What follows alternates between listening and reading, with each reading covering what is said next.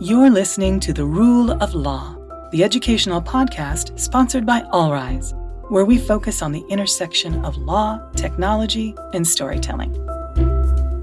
And now, here's your host, Lauren Round. Welcome to Rule of Law. In today's episode, we sit down with David Wakeling, partner and global head of the Markets Innovation Group at A&O Shearman. We dive into how one of the world's most innovative law firms approaches AI, how to separate true legal tech ROI from innovation theater, and what it really takes to build a culture of innovation inside a modern law firm. David, welcome to the podcast. Where are you recording from? I'm in London, or just outside London, and it's great to be on your podcast, Lauren. Awesome. Well, welcome. We always start the show with an icebreaker, and this one is perfect for you being a guest outside of the US. So your icebreaker question is, if you had to move abroad, what country would you move to and why?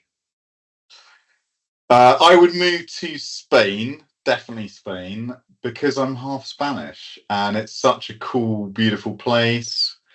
I need to sort out my Spanish language. It's embarrassing right now, but I think that's the place for me. That was going to be my next question is, would you have to learn another language to move there? But I feel like with translation services now, you can get by pretty easily, even if you don't know the language. I can't walk around talking through my iPhone. I've got to really get in the culture there. Yeah, I don't blame you. Yeah, no, Spain is beautiful. Well, we have a lot to get to today. I think, A&O Shearman is really at the leading the charge on AI and really law firms and for the legal industry more broadly. So we're eager to get your thoughts on a lot of topics. But before we dive into that, do you mind telling us just a little bit about you, your background, and your journey to your current role at A&O Shearman? So I'm coming up to 25 years at this firm, and 16 of them as a partner. So I've become an old hand. I don't know where time went. But over my career, I've chopped and changed what I did. I became a transactional partner. I was doing deals, trying to get the biggest deals, and really looking at the business of law as a hobby back then when I started as a partner. As I've got older, for whatever reasons, I've started to focus on the business of law, and that took over as like my primary area of interest. And it's brought me to where I am today. So I now run this group called the Markets Innovation Group in a firm. It's made up of lawyers, developers, and data scientists. And the sole job of this very unusual group is to explore the future business model of the law firm, of A&O Shearman, and really on an evidence-based basis, determine how we're going to use technology like AI in order to drive something sustainable in the future. And we've proven ourselves in some massive projects out of the group over the years, but with Gen AI, it really got interesting. It became a little bit famous for it, I suppose, because we're the first group to drive generative AI across the law firm back in 2022. Then we followed up with a partnership with Microsoft, and we launched Contract Matrix, a kind of law firm SaaS app deployable in Microsoft Admin Center. We started building elaborate workflows with Harvey and kind of semi-agents, really, with Harvey. And it's been a massive change, and the firm's changed too. We've just done our merger. We always had a rep for innovation, but I felt for me, looking over those 25 years, I'm now on this like truly global, everywhere around the world, this fabulous platform, massive scale to roll out the latest technology and really see what software at scale looks like in law. So can you let's dig a little bit deeper into that, because you mentioned the firm is sort of known for innovation. I know you were given an award by the Financial Times this year, and you are in the press all over the place. But I mean, being an innovation forward firm is not a given. That didn't just happen overnight. So I mean, with something like the Markets Innovation Group, how did you or the other partners get buy-in for that, and how would you say the firm has kind of evolved into this forward-thinking firm over time? So we adopted techniques which, if you've read The Geek Way, that book that a lot of people read about how to approach technology and how to think about the strategy of a business, we were sort of doing that in a slightly amateurish law firm way a few years ago, right at the beginning. And we ended up doing some very good projects post Lehman. Like when Lehman went down, there were some horrific issues to resolve around risk and massive default. And we started to use technology because we had no choice. And it was a real furnace in a sense that you couldn't mess around. There wasn't any innovation theatre. You just had to deliver good systems, or you had to kill them straight away. And it was always off the evidence. And we only progressed with the proof. There was no innovation theatre. Always incrementally moving forward, very quick to kill things, very quick to challenge things, very quick to double down on good things, which shows sustainable value for a project. We had so much success. We had a system called Margin Matrix, which is huge, that the partners looked at it and thought, this is a thing. This is a real thing. It's going to move the industry over time. We can see a monetary value. The clients are really happy, and nothing moves a law firm like the clients, right? And so with that evidence, we could then say, right, let's look at what we're going to do in Brexit. Let's look at what we're going to do in LIBOR. Let's look at what we're going to do in generative AI. It just sort of built this pedigree and support in the firm, in the partnership, where they're used to it. And it's inch by inch, I suppose, at the time. But when you look at it over a decade, you step back and go, this is evidence-led, and it's high impact, and it's widely supported because people believe we're going to have a differentiator and the clients are going to get a better service at the end of it. So that's how we've made, got the firm thinking in this innovative way. It's through evidence. Okay, cool. I want to get to some specific questions about sort of the larger industry trends and best practices. But, when you hear about a firm like yours, being so innovation forward and thinking about it from evidence-based and the client's perspective, give us an idea of kind of what that actually means on the ground for your employees, for attorneys, like with AI specifically, for example, like how do you use AI in your day-to-day job? How do you expect the attorneys to use it? What does that look like for firms listening who are trying to implement it in their day-to-day work as well? So we have rolled out several AI systems across the firm. We have thousands of lawyers using them around the globe. And we are seeing it now as basic hygiene. And what I mean by that is any of our attorneys is expected really nowadays to use an AI system several times a week. It might be different AI systems depending on what tasks they're doing. So that's a cultural adoption. So that's already happening. What we're now looking at, which is maybe more exciting actually, is that concept of the sustainable business model for a law firm. How is this going to change the way we deliver very high-end legal services around the globe through all of these practice areas and different jurisdictions? How can we leverage that premium expertise of all these great lawyers and all these great practices into AI software and see that as like the core of the client service? And that's the next challenge. And we've proven some brilliant use cases. But for me, when I think about how is that incorporated in the firm, the real answer is we've got some brilliant use cases, and we are using that to show other departments around the globe what the art of the possible is. And then 1 in 5 of those will go, let's do a project. And then we'll grab that one and pay it forward and show another part of the firm what the art of the possible is. And we can just keep on going like that, because it takes a lot of investment to get these AI systems to really perform when you're doing higher end law. It's through that incremental delivery that I think we're going to find going forward in the next 2-3 years, all these brilliant lawyers are going to start really wrapping their services around AI systems and change the way we deliver. We're seeing that clients are coming to us for the advisory side, though. We've got some very good instructions around AI deployment in the wider business and some brilliant AI-related transactions, like the recent one was an ASML Mistral investment, earlier in the year.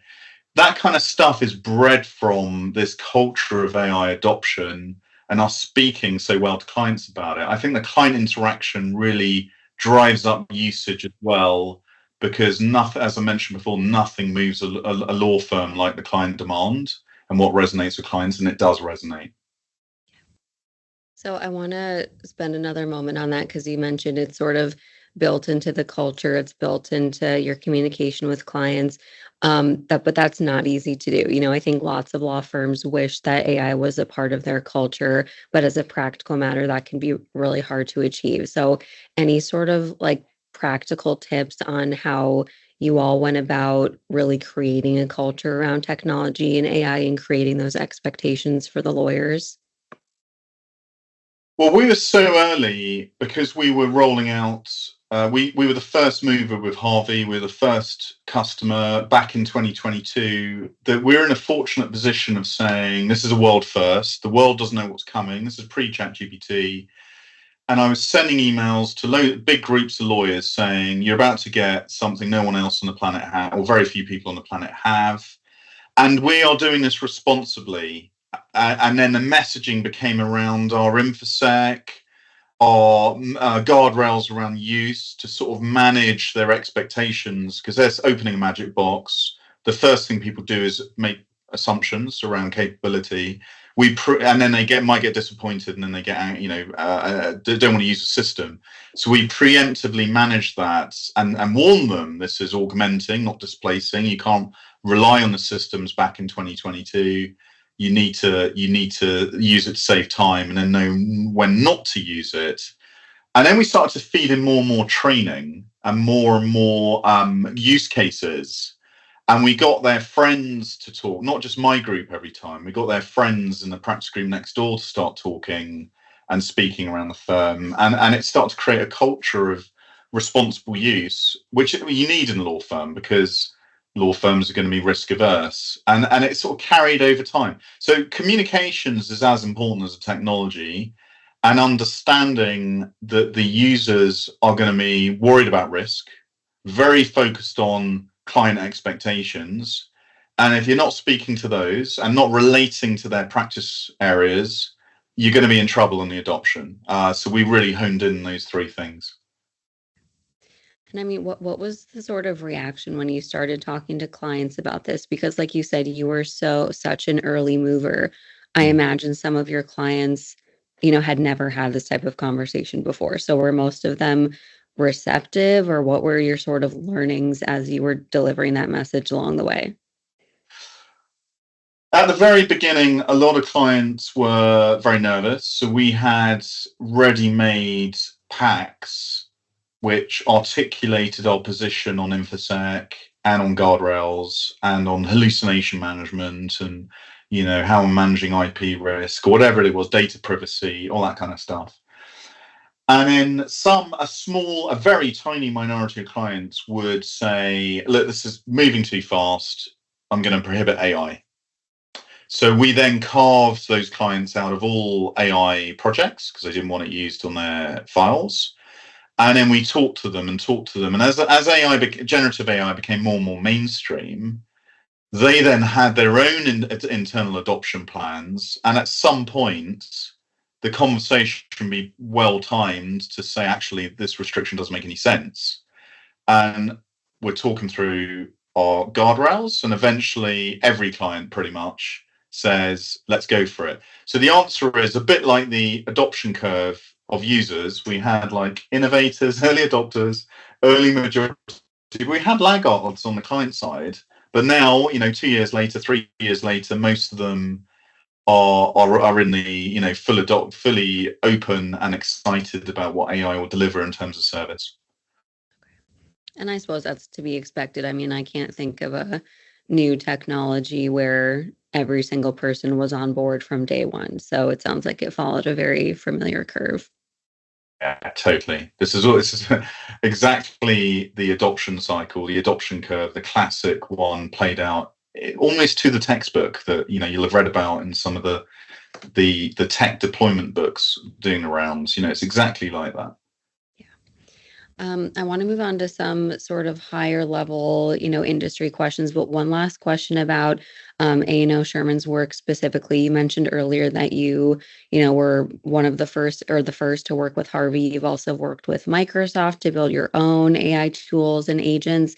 Can you talk to us a little bit more about that process of partnering with those companies? And were there any sort of takeaways from the collaboration specifically around building these tools with the expertise of lawyers? Because not all AI tools, as you know better than anybody, are built with lawyers in the room. Yeah, for sure. I think the most important thing is to respect each party's area of expertise. And we will not pretend to be a software company, and no software company will pretend to be a law firm. And as soon as people got comfortable with that, and I have my team of developers, but we're really sort of looking at additional layers of software, and we're building on top of the foundation model stuff.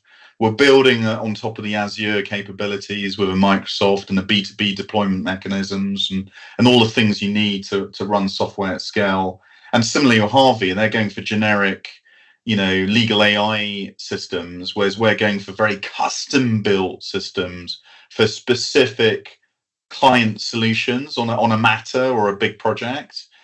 So we're just coming at it with very different needs and target markets, and that allowed for an understanding of where a Microsoft will bring something, then where we'll take over, right? And then we make sure that we are efficient when we're collaborating to deliver a contract matrix, whatever other system is. And the same goes to Harvey. We speak to them all the time, Microsoft and Harvey, honestly, several times a week kind of thing, trying to work out the boundaries of what people are doing next, are the roadmaps aligned, that kind of thing, so that it's efficient and we don't double up on things. And the law firm needs to stay in the law firm box, frankly, and not try and become a software company. I think that'll backfire. So that's the most important thing, I'd say, is to understand where the capabilities begin and end and what the real partnership should look like from a commercial efficiency standpoint. Again, that's something that's definitely not a given, is to ask professionals who have been in their industry for decades to stay in their lane. So I imagine it's an ongoing challenge. Deploying new software technology can disrupt familiar workflows and processes, and it often comes with a steep learning curve for the employees in your law firm. We get it, but it doesn't have to be that way. All Rise is a comprehensive law practice management system deeply integrated with the Microsoft tools and technology you're already familiar with, so no steep learning curve is required. And because All Rise is a modular software platform, you can deploy only the specific capabilities you need when you need them. Your choice. If you want to streamline internal operations, boost staff productivity, and deliver superior client service, then take a close look at the AI-powered All Rise platform. It's time to experience software innovation that enables practice excellence. Learn more at allrise.ai.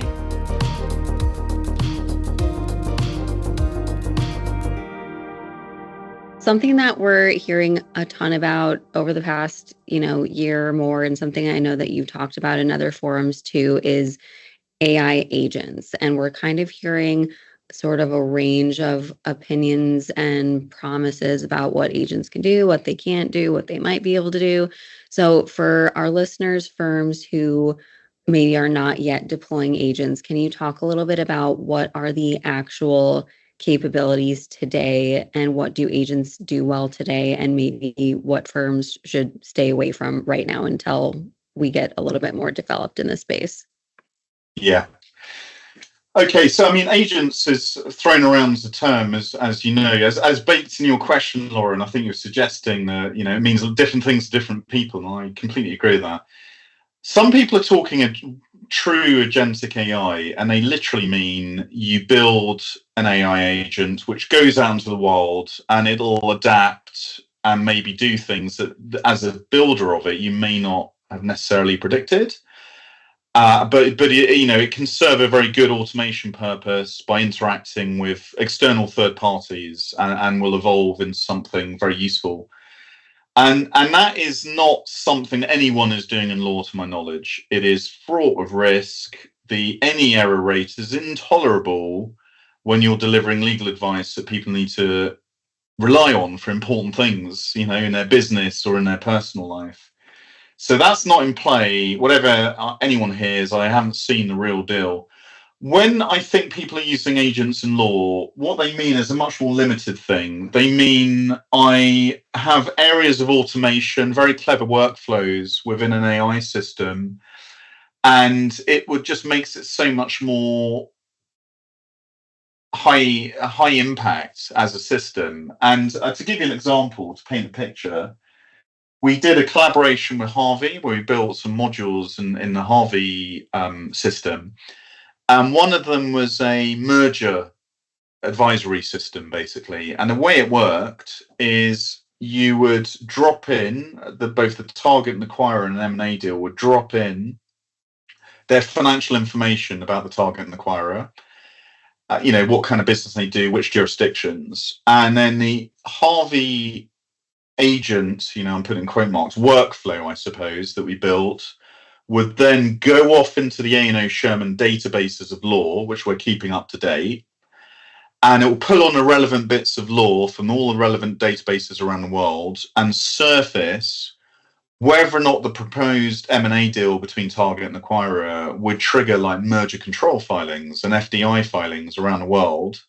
And if more information was needed because the data dropped in is insufficient, and maybe where there's a clean bill of health and you don't need to worry about jurisdiction 32 because, in Australia, this isn't triggering, merger control issue. And then it would, with the RFIs, it would then absorb new information as you get it over the life of a deal and sort of be there supporting the M&A deal. So that is incredible automation. That is incredibly high value work, really high value, very impactful legal work.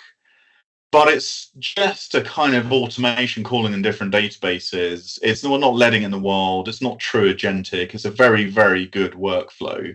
And that's what I think is the right area of focus for people in the legal sector thinking about agents and where we could try and find value. So with the example that you gave, do we have the capability today, or do you think it's in the near future to get to sort of that next level? So the tool or the agent is able to crawl all of your databases, all public databases, and determine whether, certain filings are required or likely to be required. Can an agent today go the next step and say, I think this filing is going to be required, and this is how I would approach this filing, and here's a draft for you? Or are we kind of not that advanced today? Yeah, the system will do that today. Will it do it with 100% accuracy? No. And so until we're at the point where any material, no meaningful risk of inaccuracy is gone, until we get there, it's always got to be in the hands of experts. Now, I haven't seen anything, no matter how good the technology it's getting, and it could be the fundamentals of how LLM operates that result in this, that make me certain there'll never be an inaccuracy and never be an error in the system. Ask me again in 2 years because things move on, but everything I've seen to date, and I was saying this 3 years ago and I'm still saying it today, it's just the accuracy levels are higher, but still fundamentally the same issue. That's a blocker to full automation.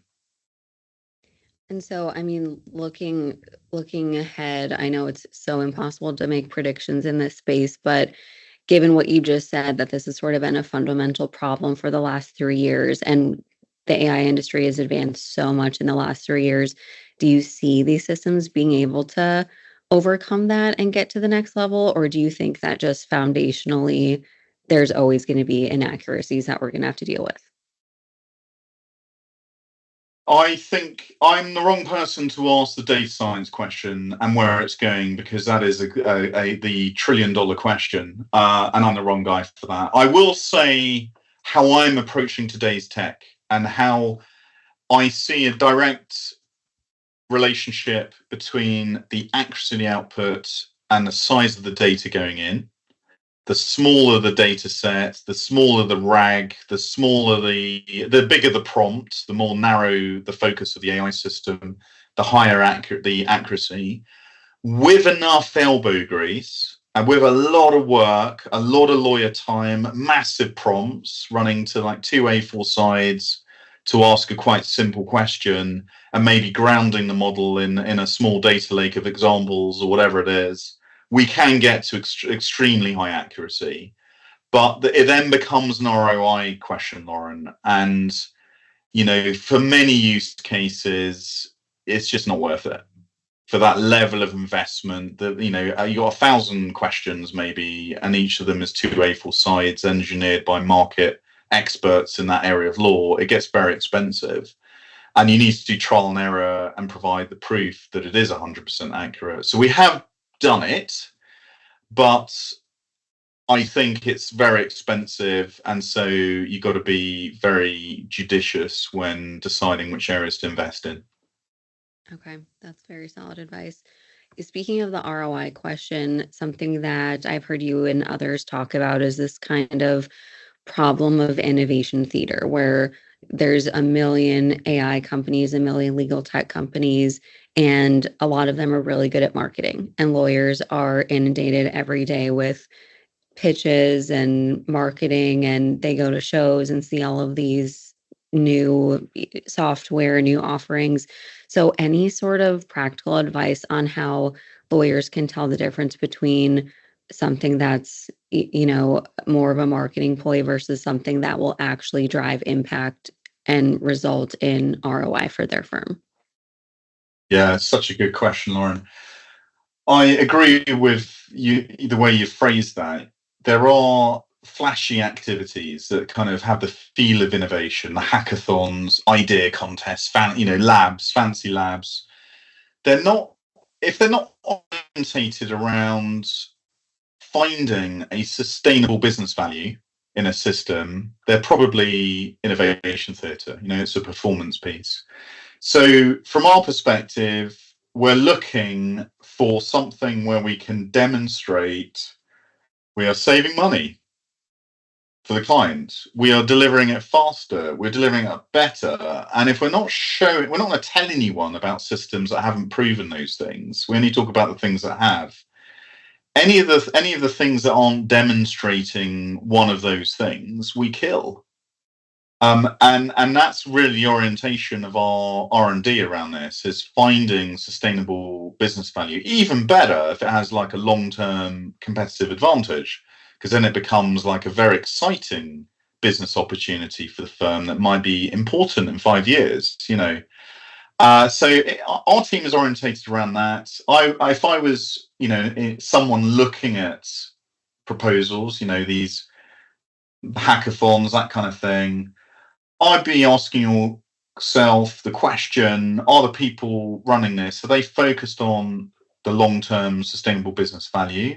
Are they talking in terms of ROI? Are they willing to put dollar values and things? Are they willing to surface evidence as to why something's working? Or are they very focused on the PR and the marketing and the promotion?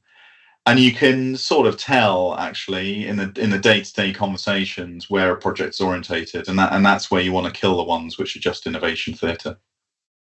Okay. Switching topics a little bit, but we've asked a lot of guests about this topic of kind of the next generation of lawyers and how things are changing so quickly for those of us that are already practicing. I'm a retired lawyer, but what should law schools be doing right now? Because I think, even for our listeners who, are very established, a lot of them get asked by young people whether they should go to law school, or they're hiring someone who recently graduated from law school.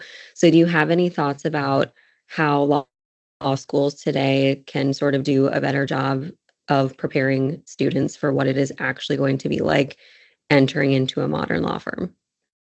Yeah.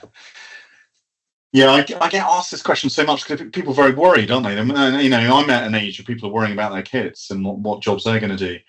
So I talk to law schools in all over the world, really, and it's a very live issue. That's the first thing. The professors are very aware and very focused on what they should be doing, generally speaking, certainly the bigger law schools. And they're trying to understand the technology. They're trying to keep ahead or keep with the pace of change. the very impressive, like the super smart law schools, they are asking the question, or they are getting their students as part of the curriculum to ask themselves whether or not they should be using an AI system for a piece of work being done in law school at all. And if so, really focus on what prompts should be used to get the best out of the system. And then finally, like, how would you validate those prompts? And that's like good law schools are pushing their students to think in those three things. The really great law schools, in my opinion, are going a step further, and they are saying, okay, we've got to be careful not to be kind of myopic about technology. It's going to keep moving. It's going to keep evolving. So what are like the core skills? And I did a session with the Harvard faculty, which was published a few weeks ago. And the faculty were very much thinking these terms. It's what are the core skills that are still going to be here in 10 years, 20 years, whatever this tech does. And they always end up and they rightly focused on critical thinking, the way creativity in the way you approach problems, how you manage clients, how you manage the other side, the more kind of emotional intelligence side of things. And they're bringing out those skills in their curriculum now. They're starting to like shift the focus a little bit. And I was very impressed with that, because that is, there is that trick to not being myopic and only looking at today's tech and instead thinking a decade ahead, which you need in your law school professor, I think. That's very heartening to hear that they're kind of, at least some law schools, I understand it's probably in the minority, but teaching students, the value of client relationships and how to develop these and how to talk to people, because you need to do that every day. And law schools aren't, necessarily known for teaching those skills, which is why it's difficult for a lot of solo practitioners to kind of scale, because you just don't learn these practical skills in law school or anywhere else. Yeah, I completely agree with that. So closing out, we have a lot of listeners from small and mid-sized firms. Most of our listeners aren't running the, innovation group at a, 1,000-person law firm. So if you were tasked with sort of helping a smaller mid-sized firm with their tech or AI program, what would you focus on for some of those smaller firms? I would pick top two priorities in terms of what you're trying to achieve, and definitely not allow the 1,000 innovation flowers thing to happen, where all the employees are experimenting. That never, you end up with a really bad garden at the end of that. You don't get this wonderful. So really centrally identify a couple of priorities and do it properly. And centrally, I would very much focus on the basic hygiene, the off-the-shelf systems where you're trying to make sure you stay competitive, you stay from a pricing perspective, you have enough in AI that you can keep competitive in the market. And that suggests that you want to start off licensing off-the-shelf systems. And then I would suggest you really focus on your market position, your USP in the market, and try and bring that to life in something which is pre-built. There'll be configurations, there'll be little data lakes you can build, there'll be workflows you can build. Somewhere in there, you might be this fabulous niche IP law firm, let's pretend. There'll be something in that workflow you can build on, and that's where you want to double down, because that goes to your core business. It's going to be worth the investment if you really focus on core business and prioritize a couple of things. Okay, very helpful. Well, thank you so much for all this information and your thoughts on these topics. How can our listeners find you, follow you, and learn more about your work? Well, the A&O Shearman website for sure. LinkedIn we're pretty prolific on that, and we get the odd newspaper feature. But fundamentally, when we do that, living by the principles I described earlier, pretty much every time we announce something, we've tested it, we've done it live. We already know it delivers something important and with real sustainable business value. And that's the only time we really talk about, that's the only time we do the big press release. It's the only time we do the big thing. And that is a sign of, and one I would really encourage in the industry, is people to focus on the real business value and get away from the innovation theatre. Plus one to that. I wish every, pitch I was on had numbers behind the ROI, but we can dream. Yeah. All right. Well, thank you so much, David, for being here. We appreciate it. Pleasure. Great seeing you, Lauren. Thank you. Take care. Thanks for listening, and join us again for another Rule of Law podcast from All Rise.